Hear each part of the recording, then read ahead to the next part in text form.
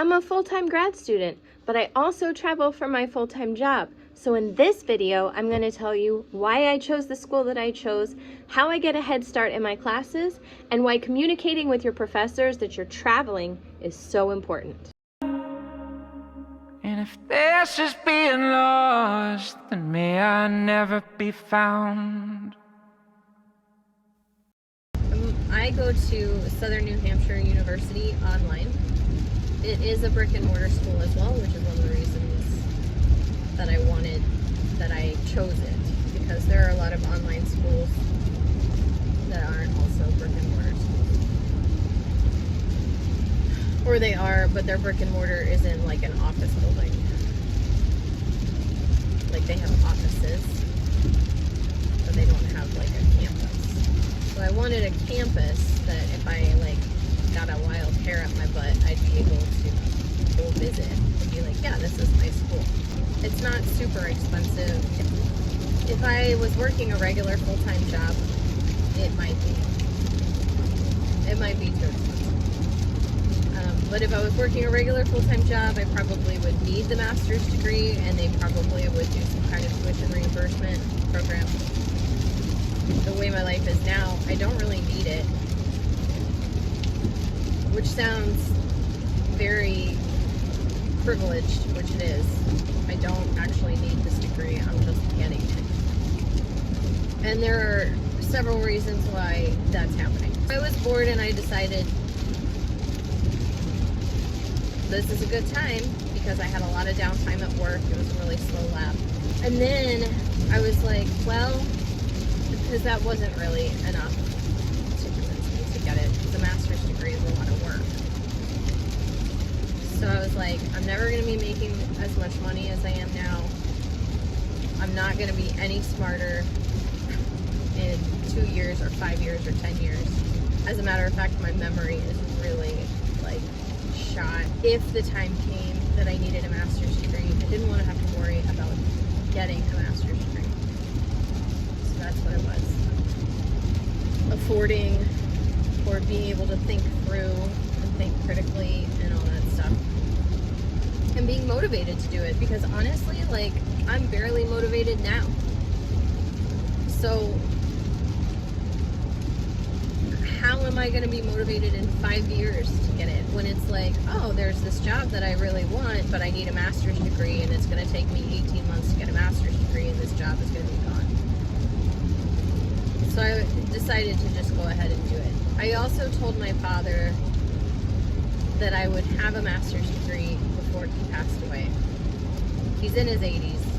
It's probably time. He does not know that I am doing this. My mother also does not know that I am doing this. That was the reason that I got this degree. SNHU, they have 10-week terms. They open classes. They open the classes, not classes start. They open classes 2 weeks before the start date so that you can look at the course load, make sure that it's okay, withdraw from a class, add a class if you need to, that kind of thing. They allow you to get like professional certifications and badges and stuff. And they embed these things, these extra professional credentialing things in the curriculum. So you'll start one in like module 2 and then it'll be due in module 5. But I digress. I use the first week to do all of that stuff because it's usually computer work, usually involves like a lot of reading slides. And then you take like a test on it, and that's how earn your badge or your certificate. So I use the first week to get that stuff done, and I format my papers. They all have to be in APA format, and then they have like a grading rubric that basically has the section headings for the entire paper on it, and it's how they want it. That's literally, they give you the format for how they want your papers to be turned. I go through the entire term of modules and I just format all the papers, and then I save all of the materials that they give you to complete the assignments, I save them in materials folders within the module, right? So basically I set up my computer, I set up folders, I set up my papers, and I do like the real boring, stupid, makes you panic at the last, if you wait until the last minute computer work. That's the first week. The second week, I start reading and getting started on assignments. I try to do up until the first project, which is they're called milestones.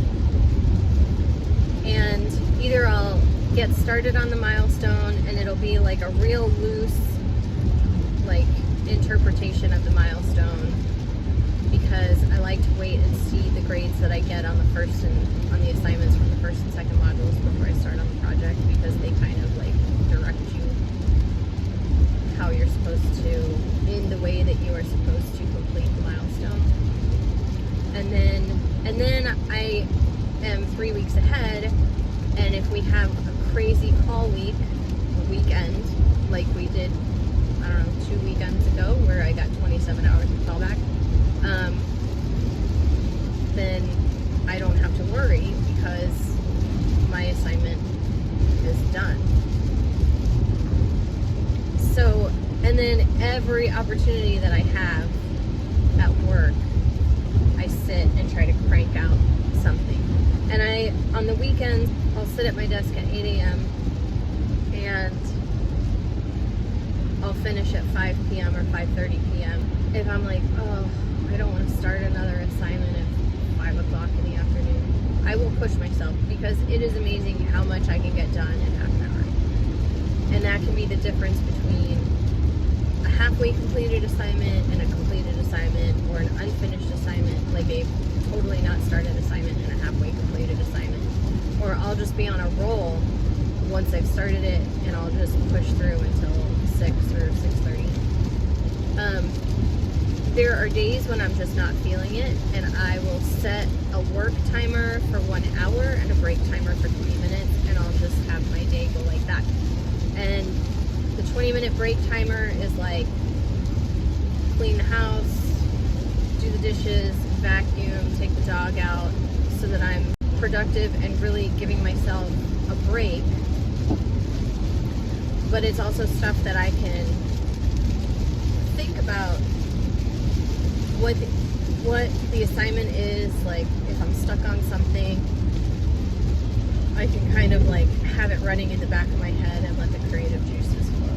Anyway, this is a really long explanation about my master's degree, but I wanted to say it because in the last post of the term, we have one last discussion post. It's usually like, what would you do differently to ensure your success, and how are you going to take this stuff on to your other classes and all this stuff. And there's always one or two people that are like, I would have gotten started on the work sooner.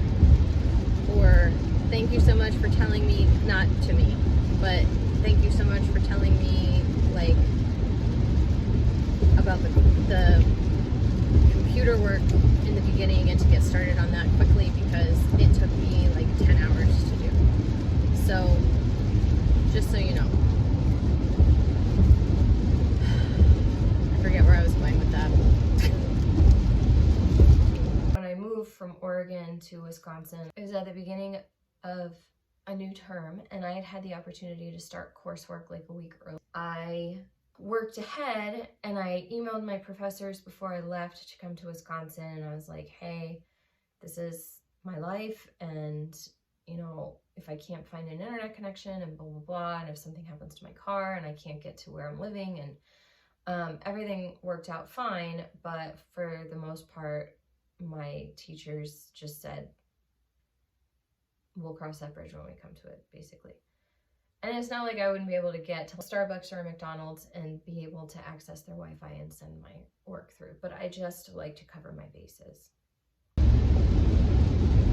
Like, you answer some question that's related to the topic of the class. I'm sorry about that. That was the road. I really hate discussions. SNHU, I hate discussions. I think they're pointless. But I digress. So,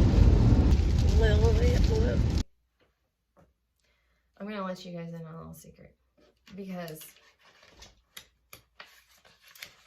my eyeballs do not automatically go to the camera. They go to see what I look like, which is probably very vain. Oh God, those are huge crows.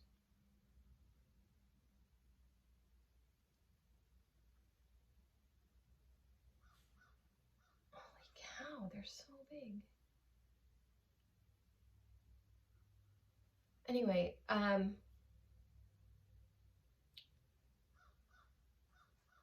my coworkers were telling me about how they hunt crows. Like, there's crow hunting season here, and I was like, why would you hunt a crow? Like, by the time you shoot it, there's nothing left. But these are meaty crows. These crows, they're like small chickens. Not like baby chickens, like small adult chickens. Wow. That's basically the video. If you're thinking about going back to school, I definitely recommend it. It is a time commitment, a motivation commitment, a financial commitment, but at the end of it, it is a very fulfilling and rewarding experience, probably because of the frustration that goes along with it and the gumption that's required to finish.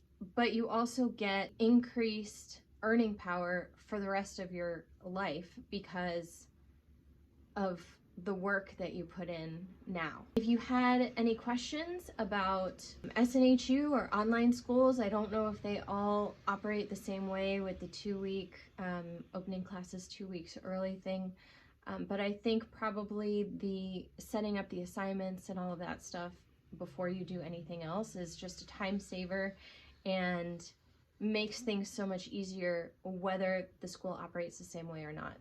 So if you learned something, if you got a little more curious about going back to school, I highly recommend that you see if it works for you. See if it works for your schedule. See if the school has a schedule that works for your schedule.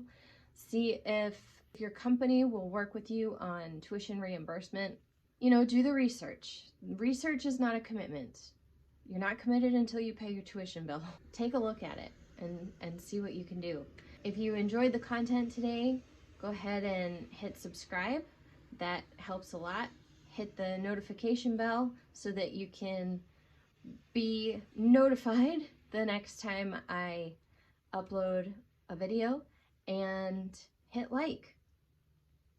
Thanks. Bye.